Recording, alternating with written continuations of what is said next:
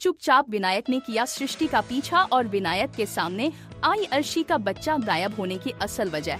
जी हाँ दोस्तों, सीरियल झनक के अपकमिंग ट्रैक में दिखाया जाएगा कि कैसे विनायक यहाँ पर सृष्टि की बातें सुन लेता है। उसके बाद सृष्टि बात घुमाने की कोशिश करती है, लेकिन कहीं न कहीं विनायक को शक हो जाता है कि सृष्टि कोई तो नया खेल खेल रही है। अब यहाँ पर कोई ना कोई खेल हो रहा है, कोई ना कोई चाल चल रही है।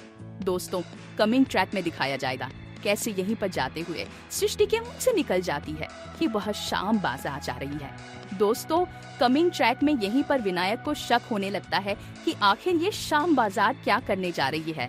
दोस्तों, ट्रैक में दिखाया जाएगा कि चुपचाप विनायक यहाँ पर सृष्टि का पीछा करता हुआ नजर आएगा। दोस्तों, कमिंग ट्रैक में विनायक सोचते हुए नजर आएगा कि वह जानकर रहेगा कि आखिर सृष्टि के दिमाग में चल क्या रहा है। दोस्तों, ट्रैक में दिखाया जाएगा कि सृष्टि उसी आदमी से मिलने के लिए जाएगी और कहते हुए नजर आएगी, देखो मैंने तुम्हें बच्चा दे दिया है, लेकिन बच्चे की देखभाल बहुत अच्छे से होनी चाहिए। तुम बच्चे को अच्छे से शिक्षा दिलवाओ और मेरे अर्शी को दुख है बच्चा खोने का, लेकिन अब तुम्हें बच्चा मिल गया है तो तुम्हें उसे अच्छे से देखना होगा और मैं नजर रखूंगी तुम पर। दोस्तों, कमिंग ट्रैक में दिखाया जाएगा कि कैसे विनायक उस आदमी से बात करते हुए सृष्टि को देखकर शॉक्ड हो जाएगा।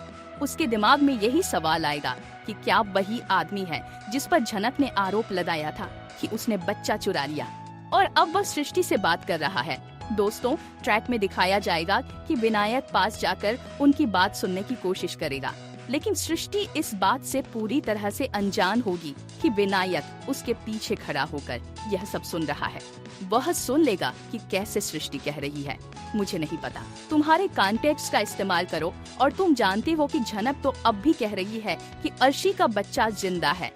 दोस्तों, ट्रैक में दिखाया जाएगा कि वह आदमी सृष्टि से पूछेगा, लेकिन आपने अपनी बेटी का बच्चा मुझे दे दिया, यह आपके लिए इतना आसान कैसे था? सृष्टि कहेगी, आसान तो नहीं था, अर्शी को भी दुख हुआ है अपने बच्चे का खो जाने पर, लेकिन वह लड़की तो पागल है। उसके सामने इतनी बड़ी अपॉर्चुनिटी थी, दुबई के इतने बड़े कॉन्टेक्ट्स मिले हुए थे, लेकिन वह सब कुछ छोड़कर बच्चे में फंस गई थी और उसके बाद उसका पूरा करियर चौपट हो गया। सृष्टि कहेगी, मैं नहीं चाहती थी कि मेरी बेटी का नाम मेरी तुलना में कम हो, मैं चाहती थी कि मेरी बेटी का नाम मुझसे भी ज्यादा ऊपर हो और बहुत ज्यादा नाम कमाए। अब मुझे क्या करना है, उसकी उम्र ही क्या है। दोस्तों, कमिंग ट्रैक में दिखाया जाएगा कि कैसे विनायक के पैरों के नीचे की जमीन खिसक जाएगी। सृष्टि कहेगी, तभी तो मैं इतने दिनों से झनक के साथ नाटक कर रही थी और मैंने ही झनक को जानबूझकर अस्पताल में छोड़ा था ताकि झनक के सामने बच्चा गायब हो जाए, बच्चा मरा हुआ पैदा हो।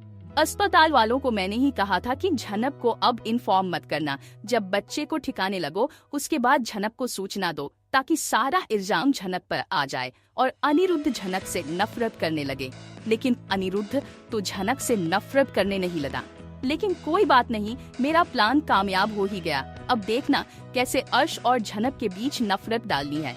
दोस्तों, कमिंग ट्रैक में दिखाया जाएगा कि कैसे विनायक झनक से मदद मांगेगा, कहेगा, झनक तुम बिल्कुल सही थी, तुम्हारा शक बिल्कुल सही था कि अस्पताल वाले कोई गड़बड़ कर रहे थे और इस सब में सृष्टि मुखर्जी भी शामिल है। अब मैं अपनी बेटी के साथ नाइंसाफी नहीं होने दूंगा। झनक प्लीज मेरा साथ दो, कैसे भी करके अर्शी का बच्चा वापस दिलवाओ।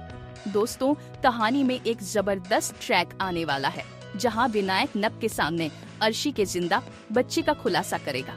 कहानी में और भी इंटरेस्टिंग और दिलचस्प मोड़ आने वाले हैं। शो झनक के अपकमिंग ट्विस्ट और भी बहुत कुछ लेकर आ रहा है। अगर आपको ये वीडियो पसंद आए तो चैनल को सब्सक्राइब जरूर करें, कमेंट में अपनी राय जरूर दें ताकि हम आपके लिए और भी वीडियो लेकर आ सके। तो बने रहे हमारे साथ, नया ट्रैक कहानी को पूरी तरह से बदल कर रख देगा। धन्यवाद।